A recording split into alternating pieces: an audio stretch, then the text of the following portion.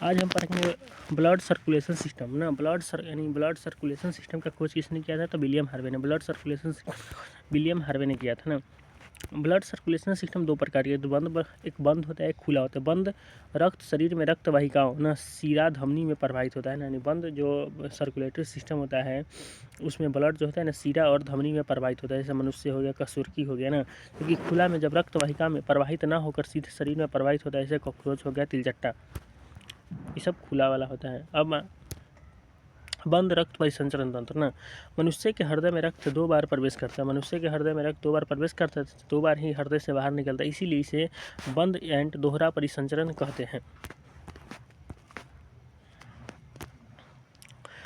हृदय का अध्ययन कार्डियोलॉजी करते हैं। हृदय का अध्ययन कार्डियोलॉजी कहलाता है। लोकेशन हल्का सा बाईं ओर रहता है। हृदय कहाँ रहता है? हल्का सा लेफ्ट की ओर रहता है। इसका आकार होता है बंद मुट्ठी का आकार का ना। हृदय का जो आकार होता है बंद मुट्ठी के जैसा होता है। कार्य होता है रक्त को पंप करना। हार्ट का काम क्या होता है? रक्त को पंप करना। हार्ट रक्त को पंप करता है। लंग्स रक्त में ऑक्सीजन मिलाना। किडनी रक्त का शुद्धिकरण करता है। लीवर डिटॉक्सिफिकेशन करता है।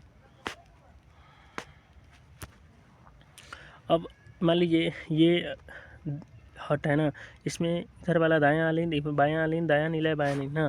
हार्ट में 4 चैम्बर होते हैं, 2 गो आलिंद होता है, 2 गो निलय होता है ना। स्तनधारी में चैम्बर 4 होता है, पक्षी में 4 होता है, मछली में 2 होता है, सरीसृप रेप्टाइल्स में 2 होता है, जैसे सांप हो गया। उभयचर में 3 होता है, मेढक।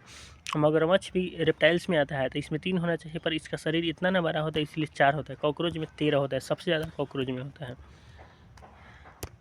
अब हार्ट में देखिए ऊपर वाला को ना राइट आर्टिलरी कहते हैं, नीचे वाला को right ventricle, left on artillery left ventricle ना। ये दोनों के बीच में ट्राई कैप्सिड होता है, जबकि इसमें ना बाई कैप्सिड होता है ना।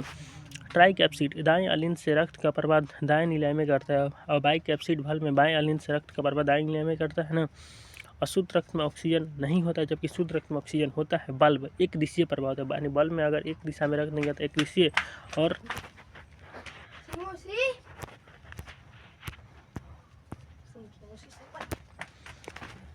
देखिए ये क्या हो गया, ये हार्ट है ना, ये बॉडी हो गया और ये हो गया लंग्स। यहाँ से ब्लड जाएगा इसमें ना राइट ऑरिकल में। यहाँ से ब्लड किस में जाएगा? तो राइट ऑरिकल में।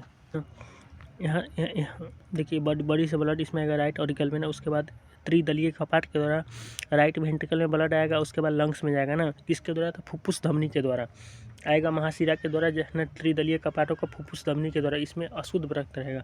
फिर लंग्स में शुद्ध ब्लड हो जाएगा, इसमें ऑक्सीजन मिल जाएगा। फिर लेफ्ट ऑरिकल में आएगा इसके 2 दलीय कपाट के द्वारा, यहाँ पर एरोटा महाधमनी के द्वारा ब्लड में फिर शरीर में चलाएगा।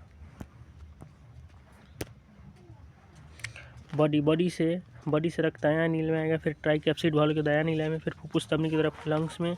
उसके बाद इसमें ऑक्सीजन मिलेगा, फिर बायां आलिन में आएगा, फिर बाइकैप्सिड के द्वारा दायां नीला में, फिर धमनी बॉडी में चला जाएगा महाधमनी के द्वारा। सीरा हृदय रक्त को हृदय में प्रवेश करता है। सीरा जो है ना रक्त को हृदय में प्रवेश करता है। धमनी रक्त को हृदय से बाहर निकालता है। सीरा जो है ना, सीरा में ऑक्सीजन रहित प्रवाहित होता है, जबकि धमनी में ऑक्सीजन युक्त रक्त प्रवाहित होता है ना।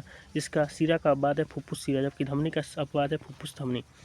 सीरा में रक्त कम होता है, सीरा में रक्त दाब कम होता है, जबकि धमनी में रक्त दाब अधिक होता है।